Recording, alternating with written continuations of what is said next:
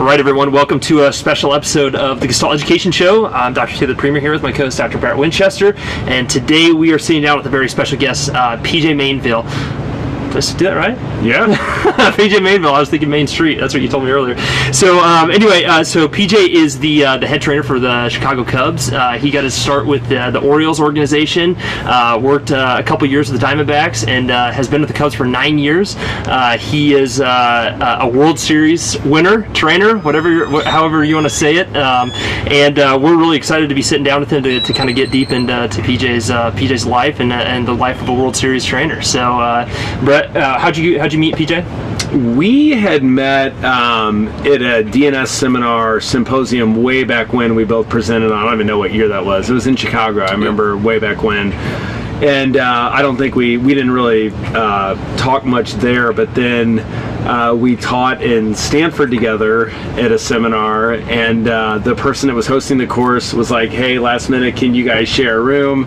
And yeah, right. So I was like, he doesn't seem like a bad guy, but not my first choice. Yeah, so I was forced to get to know him then, and then yeah, we've just had a friendship ever since. And you know, my thing with PJ, I just feel like he is one of the best in baseball at being able to integrate things, and I think he understands the big picture really, really well. With my experience in baseball, I mean, I've basically been with most of the teams in some way, shape, or form, and I feel like PJ is always very honest, and he kind of knows where the ship's going, what his vision is, and how to get there. And he's also really, really good, I think, at being able to integrate multiple different modalities into the treatment of his players. And as everyone knows who's listening, it's not just about knowing how to do 30 different things. It's about knowing when to use what tool at what time, and understanding what this injury looks like today, what it looks like tomorrow, next week, 2 weeks from now. In Major League Baseball, I mean, this is a business, so, you know, PJ's got to understand exactly when he sees an injury, you know, do we put him on the injured reserve list? What exactly does this look like? Because it literally means big decisions as far as money and things like that. So yeah, absolutely. So maybe a good starting point, PJ, is the theme of Gestalt is integration. And so talk to us about the struggles of integration. Maybe how you found it so, I shouldn't say easy, but how you found your way in integrating these multiple different modalities into a big conglomerate like the Chicago Cubs. Well, first of all, I'd like to thank both of you for having me today. It's really awesome being able to connect with people you obviously like to be around a lot. So this makes it really easy. The bubbles we're drinking don't hurt either, right? No, not at all. We might be drinking a really good bottle of wine right now. It starts with a D. Anyways, what we're talking about? I would say overall, I mean, you know, I've been very blessed and fortunate to have so many different thought processes shared with me over the years. I was in a very special place prior to being here with my time with Arizona and those guys. Grateful for that. Really, it got into a culture where the culture was about how do you grow as a person, a professional, and a clinician. And that was always on the forefront. And there was a lot of trust in that system. And those are some of the things that I rely on heavily right now. It's giving me a lot of different exposures to various philosophy bases. And I think that's where a lot of this starts. And I would never classify myself as a particular philosophy guy. I think it's more the fact that you're able to take this information and find out how all of it does integrate. Mm-hmm. Yeah, definitely. And then I think too. So you've obviously worked, with the Arizona. It was Ken Crenshaw, and so his staff of bringing together multiple different things. I've been lucky to meet Ken a couple times, and great human being. But what was kind of your groundwork for getting into Major League Baseball? Was it you being knowledgeable in certain aspects, or was it just you being who you are? Or what kind of opened up that door for you right away? You know, I was really fortunate. Right out of college. As a junior, I had the opportunity to work with the Baltimore Orioles at their rehabilitation facility in Sarasota, Florida. So that started really early. I worked there again in my senior year, and then ultimately got hired on. I spent nearly the next 9 years there, all the way through AAA, so I hit every level. Mm-hmm. and I thought that was a really good foundation, at least administratively. And they obviously had, some of the concepts of the day back then, philosophy-based wise, and you take all of that in how you manage and treat it, and ultimately as a minor league athletic trainer, you're by yourself. You're figuring it out on your own.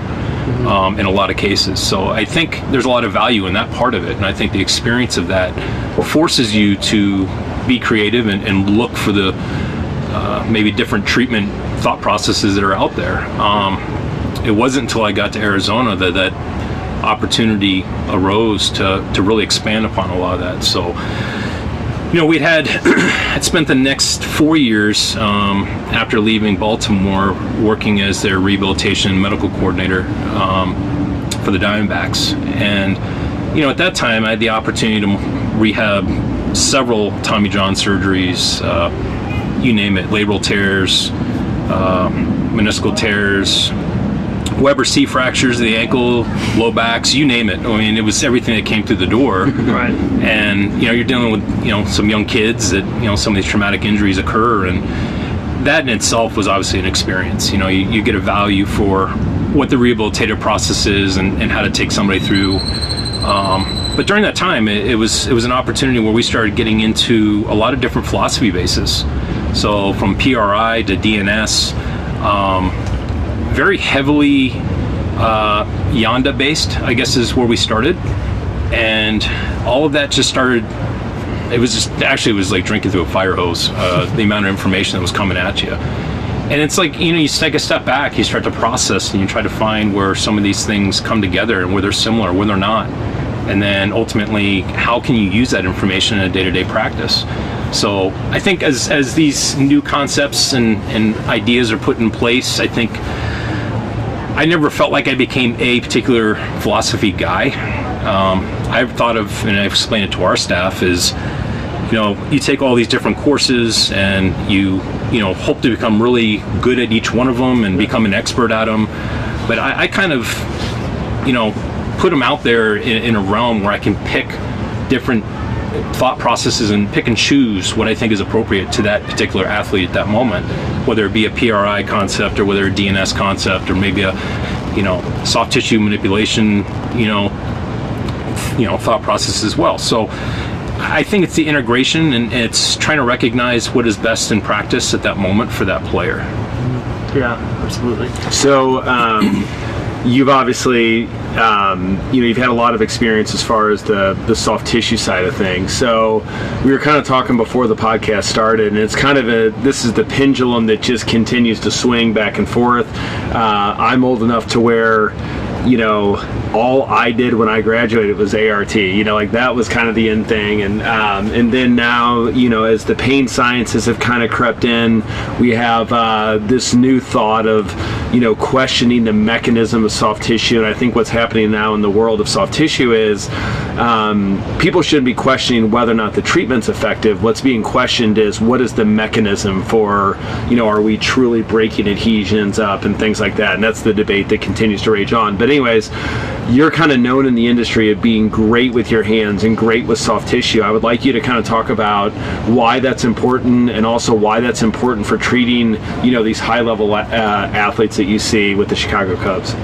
I think first and foremost is appreciating the sport, and any sport actually, the repetitive nature of what these guys are doing day in and day out. So at least theoretically, I feel like these guys are formulating a certain amount of soft tissue adhesions that occur day in and day out from just working out.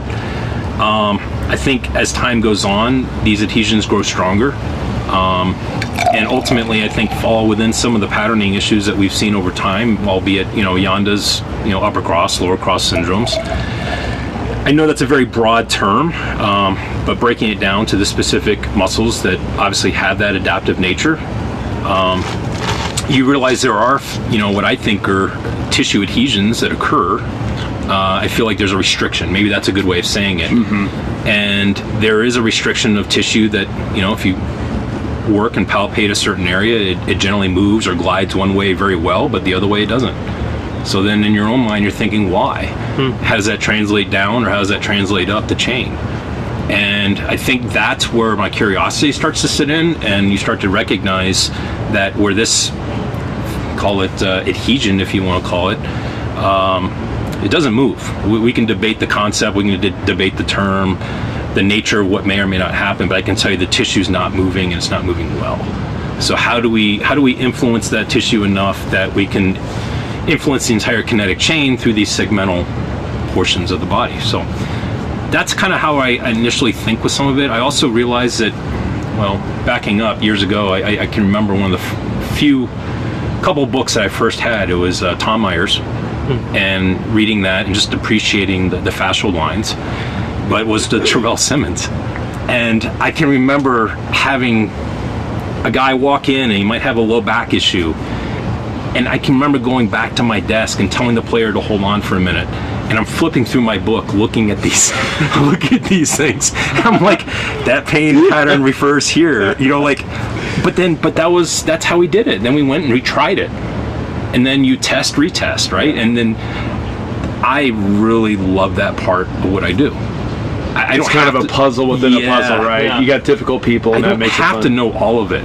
And then as experience grows, then, oh yeah, I remember that area I went to before and it alleviated this guy's discomfort and pain. I'm gonna try it, see what I get. Sure. And I think that's where the curiosity, that's where I get really passionate about what I do. Yeah. I think if that kind of drive is ultimately, I think, is going to separate people out from really wanting to make a change. Like, I guess that's the competition in my area. Yeah. These players go out and they try to go to 4 for 4 or the complete game or shutout. Or Right. for me, it's like, how quickly can we make a change to get this guy out of a pain state?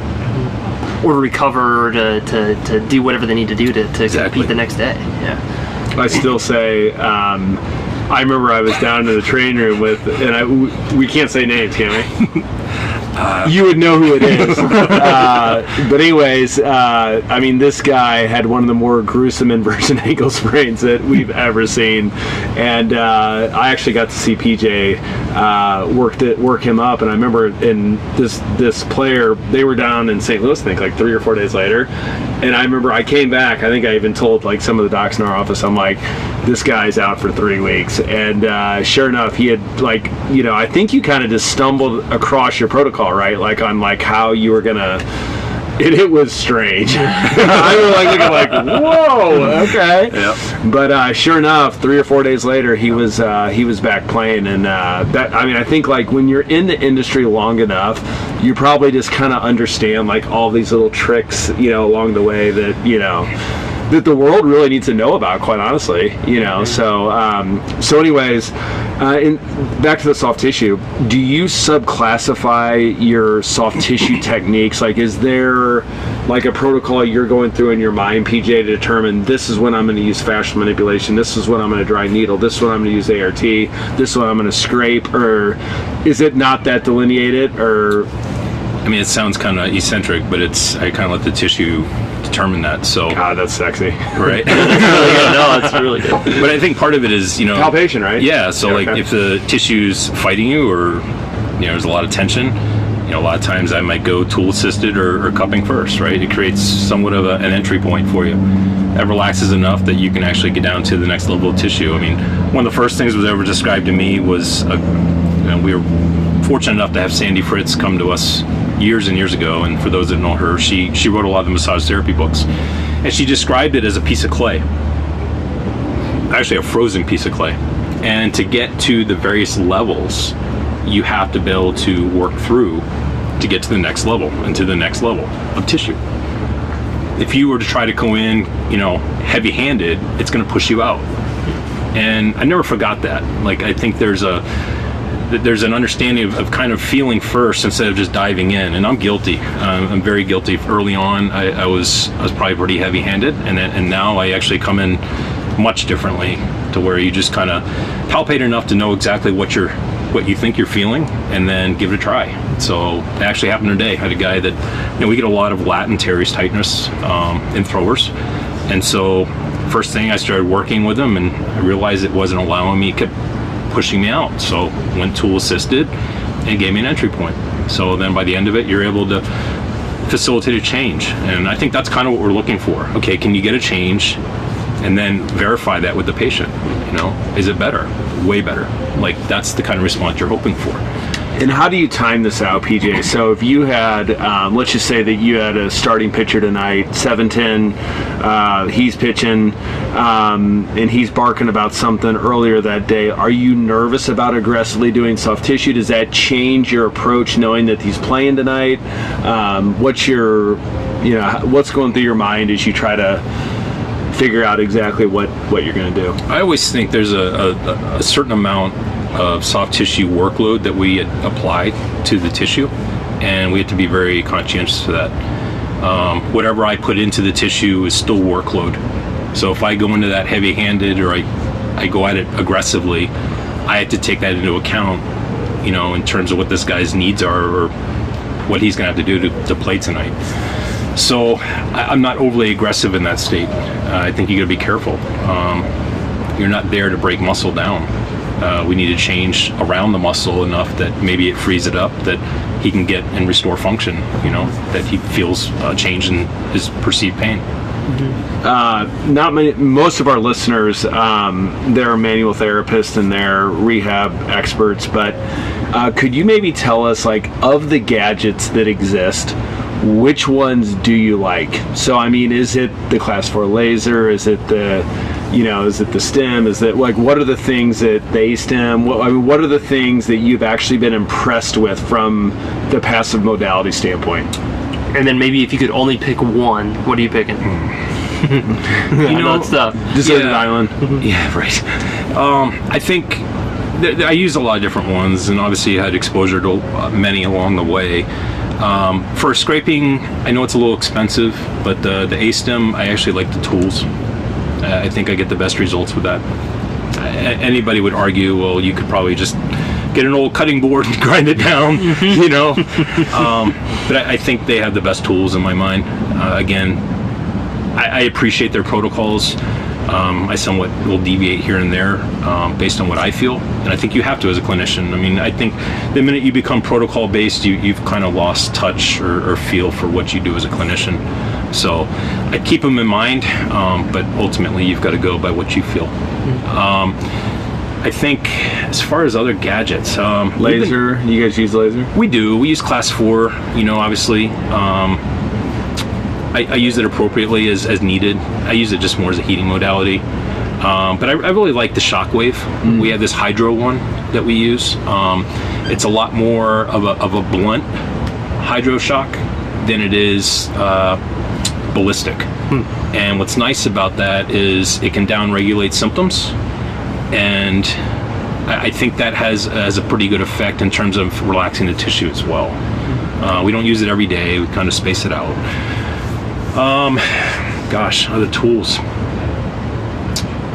Yeah, I think they all have their place, right? Yeah. I mean, I think it's just a matter of what you think is good at that moment for that time. Are you trying to change pain? Are you trying to induce recovery? Are you trying to, there's so many conceptual ideas of what we're trying to do with that patient at that time for that injury, and where you are in your treatment plan for that day. I think that changes. And we're very fortunate. We have a lot of time throughout a day. I mean, I can spend an hour with a patient. And I've been asked that question a lot by other therapists, like, well, okay, I don't have an hour. What the hell do I do? It doesn't pay me well. I always tell them to take the top 3 things that you can make a difference on, and make that stick, and designate that, a lot of time, and see what kind of result you get. PJ, how do you deal with professional athletes who they kind of want to walk in the training room and just like a la carte their own treatment? And if you're in your shoes, that becomes really challenging, because you're seeing the bigger picture of it all. So how do you deal with somebody who's kind of used to, for lack of a better term, kind of get in their way? How do you get them to buy in to, what you're wanting to do, versus like them just coming in and saying, oh, I want a massage today, I want to be manipulated, I want, how do you try to make an attempt to control in that world that I know personally is very challenging? A lot of power of suggestion, that's for sure. I think ultimately it boils down to getting a result. That's the number one thing, right? When you can get a result and prove to them otherwise. I think there's a level of respect that you owe the player, that you have to give them that latitude and try their way first. And if I didn't do that, I wouldn't be open-minded myself. So I think I do give it a try, and then ultimately, if I feel like I can add something in, I try not to overdo it. Try to add maybe one extra thing or two max, and see whether they like it. And most of them at that point are either open-minded enough that they'll allow you to do that. Some of them are very regimented, as you're referring to, but over time you try to have that relationship and build their trust, and ultimately introduce stuff as you go along. So the debate that rages on too is, would you rather, like if you're a student right now or you're young in your career, do you want to go all in DNS, PRI, ART, whatever your modality is, you pick it, or do you think it's better to like be able to play in all of those sandboxes? Or do you think it's better, like if you're looking for a PT, chiro trainer, whatever it might be, are you looking for somebody who's just great at that one thing for that area that you need to fill? Are you wanting to build a team that basically is, we kind of have, people that can basically do the same thing across the board? I'm definitely looking for diversity. I want somebody that can bring a background. They don't have to be an expert in every one of those areas, but I want something where they can have a background in multiple areas. I think it brings a lot to the table. That gives us some talking points, especially if we're trying to hatch out a treatment plan for somebody. I think when you become a DNS guy or a PRI guy or whatever philosophy base you want to sit in, I think you're limiting yourself a bit, and I think you miss the connections amongst the other ones. That some of the fun for me is the ability to make those connections. Like, how is PRI similar to DNS? Where do they differ? Why do they differ? I bet you find more similarities than differences, and I think that's up to the clinician to decide that. And I think that is where you become a critical thinker rather than just a doer and run the play. You're going to get results. I think both of those philosophy bases are good. I just think that there's a certain amount of when you become your own clinician, there's your own philosophy that you have to take ownership of. Yeah, and that agrees with Epstein, who recently wrote the book The Range, basically, which he talks about how that's really not the cool thing to say, actually. Kind of the cool thing previously from Robert Persing and others was that you want to go all in one area, and then start building things. But kind of a new thought is that maybe it'd be better to be able to diversify your thoughts and, at a younger age. So Exactly. It's tough too, I think, as you're going through school. So I'm 3 years removed from school, and so Brett always talks about seminar gypsies. So there's a seminar you can take every single weekend if you wanted to. You could probably take 2 every weekend if you really wanted to. And so trying to figure out where you're going to spend your time, your money, your energy into those systems. And so part of that is having, I think, good mentors and having people that can hopefully lead you into the right directions and say, hey, maybe you should concentrate a little bit more on this because I found this a little bit more. And so I think maybe that's kind of what you're reflecting on too, that you've had some people ahead of you that have kind of maybe pushed you into a certain direction, or your curiosity has led you into that direction. And would you agree with that? Yeah, for sure. I think there's a level of curiosity that I think ultimately, you talked earlier about staffing. I want somebody that is really curious. I want somebody that's willing to go and really immerse themselves into what they do and what they love. Because that kind of think tank is what brings some of the best clinicians I've ever been around together. And it's awesome. I mean, you don't realize how a conversation begins with just a simple comment of therapy, and then you're sitting there 2 hours later realizing, man, we gotta get out of here. But you never knew where the time went. And that's how you know you love what you do. Yeah, man, that's the passion of it. And I think that's the hardest thing for us to identify, are people that are very passionate about what they do or want to do. And that's what separates out, I think, the elite, the really good, the people that are passionate about what they do and how they implement it. There's a lot of intangibles, obviously, relationship building and professional development along those lines. Culture. You may know everything, your culture. You may know everything about it, but can you implement it? Can you create a relationship, a trust with that patient that you're working with? maybe can we kind of shift gears and talk about culture? So, PJ, you're a big part of the Cubs organization, but you're a part of the Cubs organization. So maybe talk to us kind of how, you've been lucky enough, you won a World Series with the Cubs, and kind of talk about how they built the culture and how that culture is stemmed maybe from the bottom up, top up, kind of how that works, and how you kind of perceive that in a good organization, we'll say. Well, I mean, it definitely starts with leadership. We were fortunate with, Theo Epstein, Jed Hoyer, Joe Madden. Obviously now we have David Ross. We're very fortunate to have guys that are able to influence our players in a really positive manner and create buy-in, which is, I think, the key, is that buy-in and that trust amongst the clubhouse. And it resonates from every player to every staff member to, everyone that's in that knit group, because there's no way to really identify what it really is. It's just a feeling, and it's the culture that we describe, but it's something special, and you have it. And it feels right. It feels, yeah, it's amazing. And when those moments and when that's brought together, you can't create it. It creates itself. When the right pieces are in place, it creates itself. Yeah. It's special.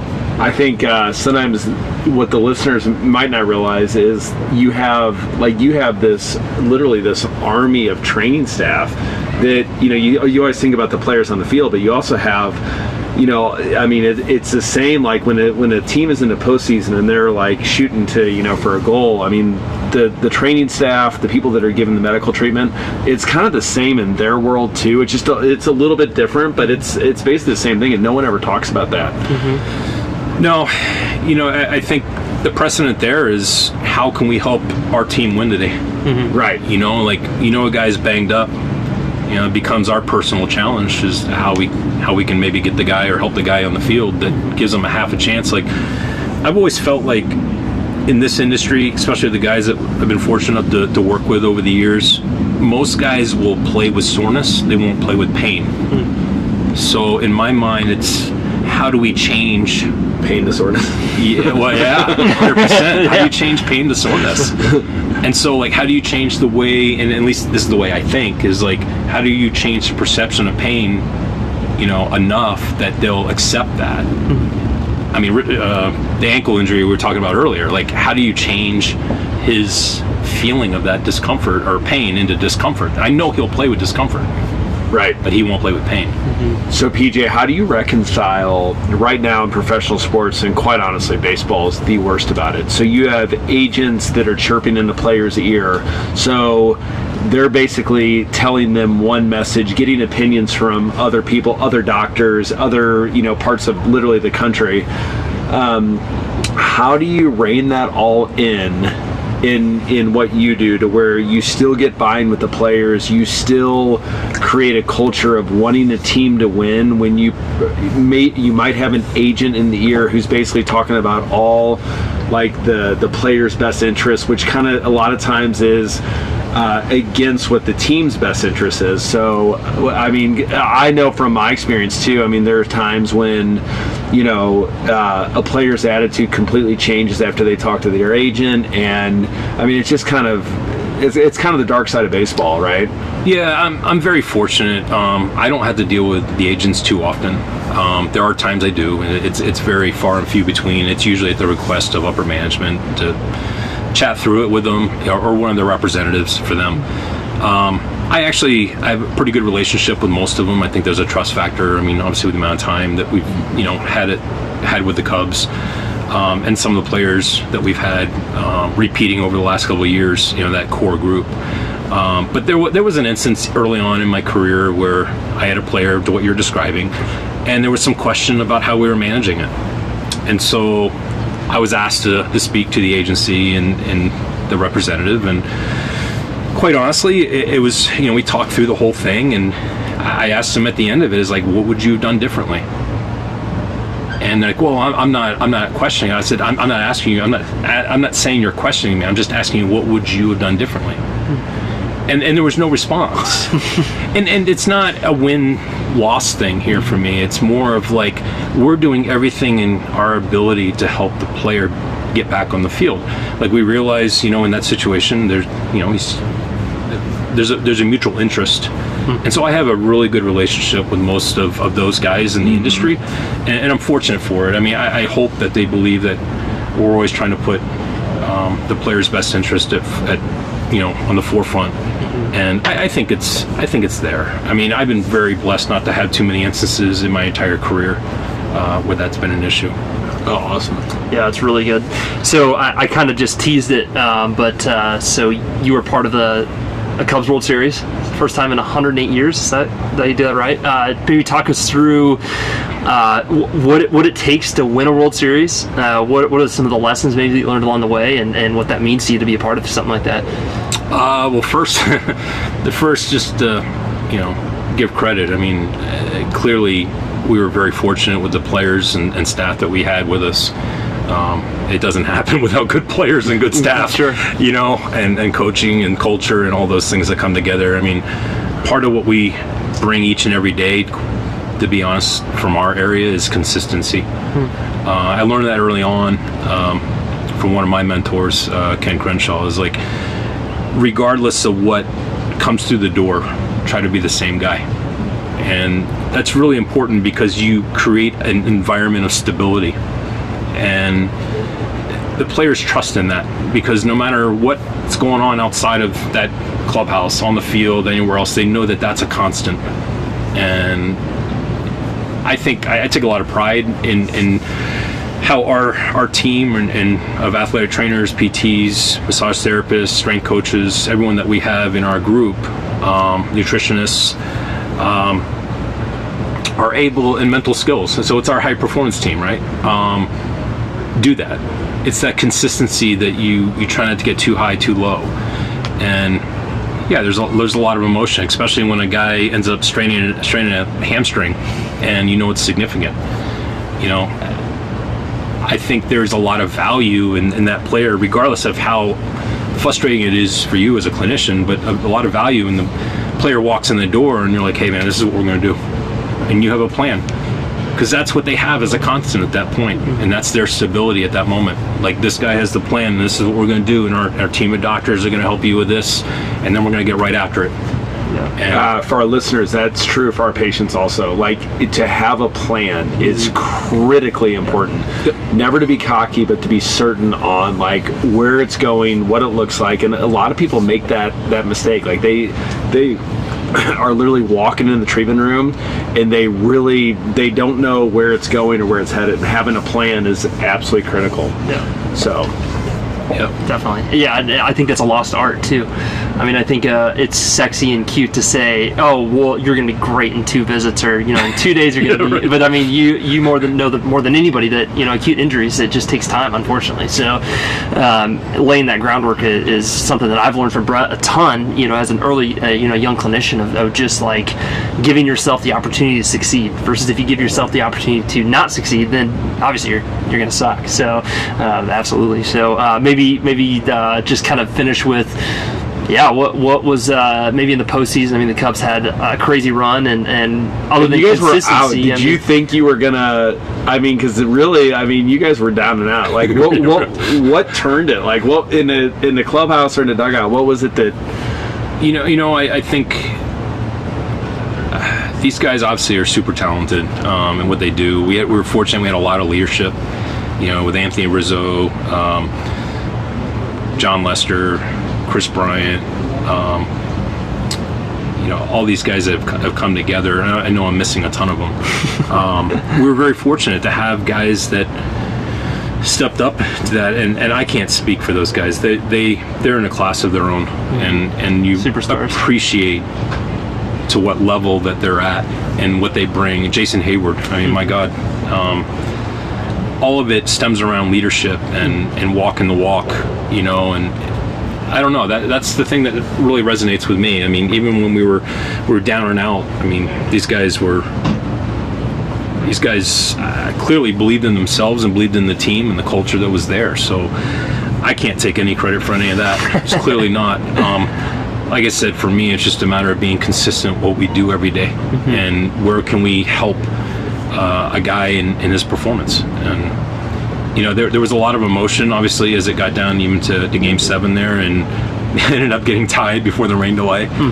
And I'm gonna be honest, I get a little nauseous at the end of the bench. It was, it's a moment you don't forget, and you have a lot of thoughts in your head. Is this? Oh my God! Like, can't believe, But a lot of credit to the guys coming together. They had the meeting down in the weight room there in Cleveland, and came out and put a couple good hits together, and obviously history was made. So. Won a freaking World Series. Yeah. What's the reunion look like? How often do those guys get together? Have they not gotten together since? No, or I haven't been privy to that yet. You didn't get, your invite got lost in the mail. I got a question that's pertinent now for spring training. So, what are the injuries that you see that you feel are kind of on you and the staff? You have baseball injuries that are just going to happen, but then there's also injuries that, in hindsight, you always look back and like, man, could we have done anything? What are the injuries that you kind of hold the staff accountable for to some degree? That's a tough question, because I think spring training as a whole, it's a bit unfair from the standpoint of we had 75 guys in camp.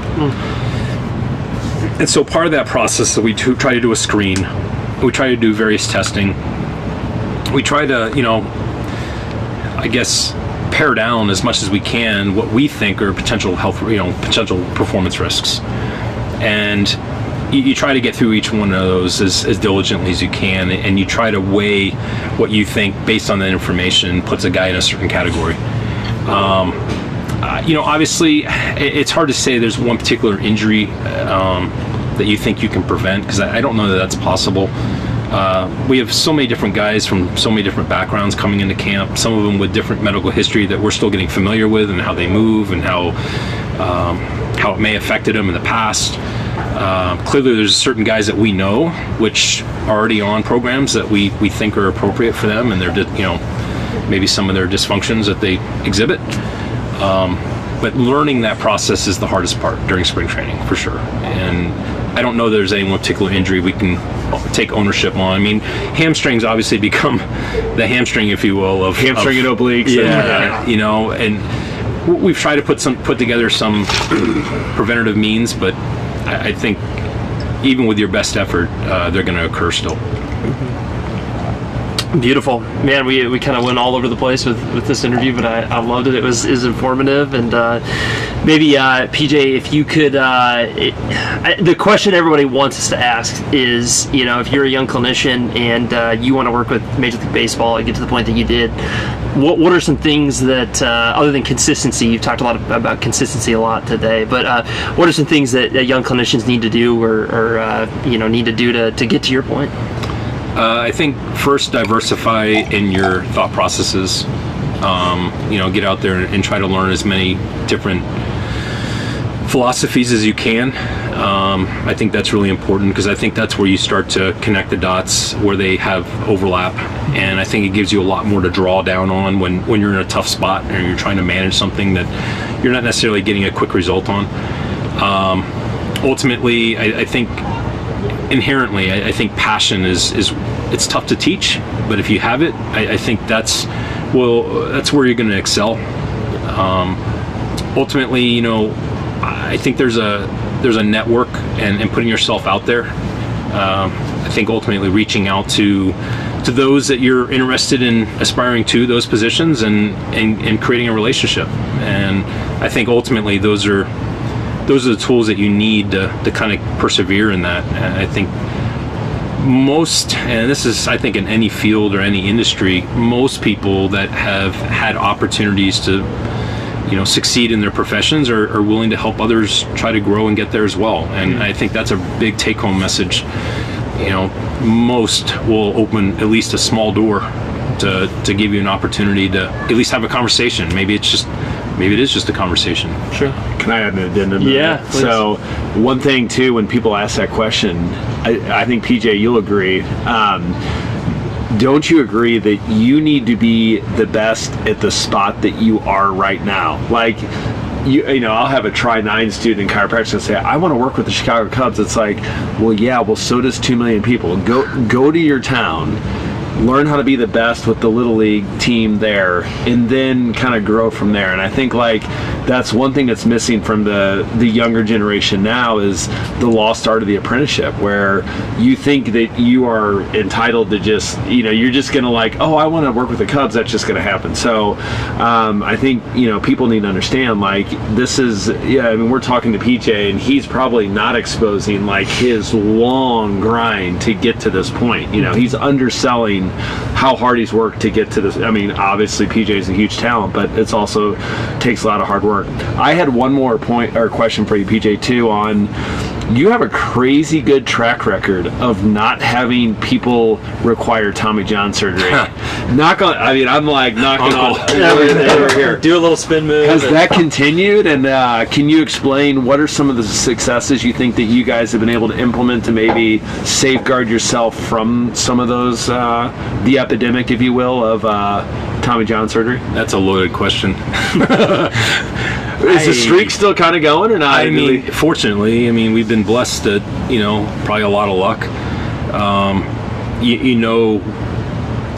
Gosh, there's so many factors, right? And I think what we try to do is, first and foremost, and I'll say this every spring training, no matter what state or mileage a guy might have on an elbow or a shoulder or whatever he has going, is if at any point within 1 to 2 days after an outing or some kind of high intensity, if for some reason that they are starting to have symptoms that become, in their mind, abnormal in their recovery, to please at least come in and acknowledge that, hey, I'm not where I'm normally at this point. Like, I know what normal soreness is, but this is not normal soreness.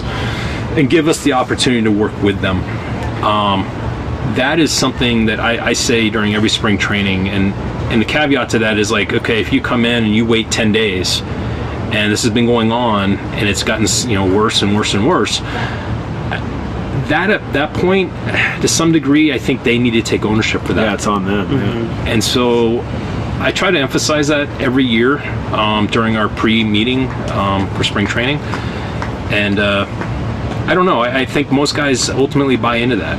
We have a couple guys that don't, and then it works out the way you'd expect, right? And the guy misses a huge amount of time or whatever, I think that's number one. It's the trust, and it's the factor of creating that avenue that they'll at least come in and let you know when things are not where they should be.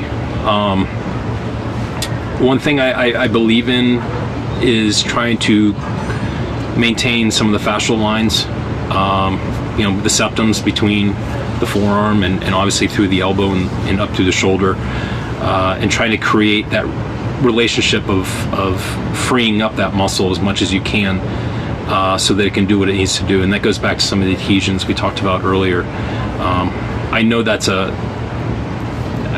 topic that has a lot of debate and what you're feeling, as you described earlier in the podcast here, but I think there's something to it. I think there's something where you can create a space between those muscles and allow them to move a little bit more independently or freely. I think they work much more efficiently. I don't feel quite it's bogged down. Outside of that, we do our normal strengthening maintenance programs. Try to, obviously, starting with some of the DNS, PRI philosophies, and trying to create that proximal stability and exercise that up and down the chain. So, yeah, it's perfect. That's what we want to hear, right? Yeah. If only it was that simple, right? Just keep going. Right. Awesome. Well, Brett, any other last minute questions or anything like that? No questions. I think we're in the future looking to host Stecco with PJ either here in Phoenix or at Wrigley. We're still kind of working out the details, so be looking for that. I think too, PJ is a perfect example from what he just said of being able to integrate, being that astute and that great with soft tissue, literally being a savant in soft tissue, and then also being able to integrate with some other rehab techniques like DNS and PRI. And that's really been a big theme of our podcast of, one modality in isolation isn't so powerful, but when we're able to bring them all together, how powerful that is together, a gestalt, if you will. Absolutely. Yeah, absolutely. I think just a couple takeaways for myself is that consistency is key. I mean, throughout it doesn't matter what you're doing, whether you're working with the Major League Baseball team. I think we would even agree with that of working with Medicare patients. If you're consistent with your approach, you're ultimately curious, and you're willing to kind of step back and look at the thing as a whole picture, and not just trying to be successful in every single thing. Being really, really good with your hands is another really good takeaway I took from him. Us being chiropractors, we try to always tell people, like, you can get good with your hands. Like, if anybody tells you can't feel those adhesions that you're talking about and that bogginess between the muscles and stuff, then they're just absolutely ridiculous. There's people in the world now that are telling chiropractors and PTs and trainers that there's no reliability in palpation. And I mean, like, he knows nothing like pisses me off more than that, because, and I agree, if there's 10 people that don't know how to palpate and you line them up, surely they're not going to be able to all feel the same thing. But I think we've learned today with PJ, like, how important not only palpation is, but being great with manual therapy. And then, at the level that PJ is at, as far as treating athletes, like, they're clamoring for someone who knows how to use their hands well, So I think that's a testament to, getting good with your hands and how important that is, whether it's manipulation, whether it's soft tissue techniques, and being able to integrate that in with rehabilitation is where it's all at. Absolutely. So, PJ, any last closing advice or anything for our listeners? No, I really appreciate you having me today. I enjoy doing this. I hopefully get a chance to share some more ideas as we go further. Obviously enjoy hanging out with you guys, and this is fun. I appreciate it. Beautiful. Well, PJ, thank you so much for sitting down, and good luck to the Cubs this year. And I grew up a Royals fan, and so I grew up in Nebraska, so half the state is Royals, half the state is Cubs. So I don't mind it at all. So, but anyway, with that being said, guys, just get really dang good with your hands. I think that is a really good theme of our podcast, and a good theme of the podcast we did today is get good with your hands, stay curious, have consistency and a little bit of grit, and all your dreams will come true. So, and that was a little Disney World like, but I think you can get where you want to be if you just stay consistent and have a little grit. So, with that being said, keep crushing patients, and education integrations are key, and we'll keep grinding.